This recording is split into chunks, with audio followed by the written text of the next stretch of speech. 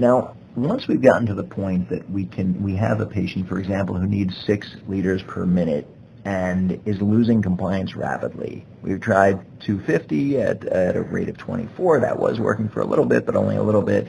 Now we can only get 125. We're no longer able to get what we want by volume. So now what we need to do is tell the machine to push in as much as possible without causing too much pressure, without causing distension, without causing barotrauma. And this is where we're going to look at switching to pressure control. Now, pressure control, we're telling the ventilator to push air until it feels X amount of back pressure. Let's say 35.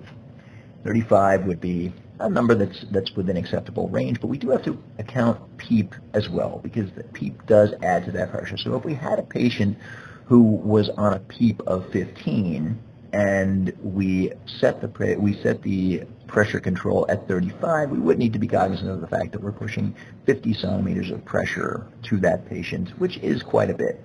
So we want to keep those pressures as low as possible. We also need to ventilate the patient, and these are usually the times that we have to do everything that we can to get that pressure, to get as much volume in as we can.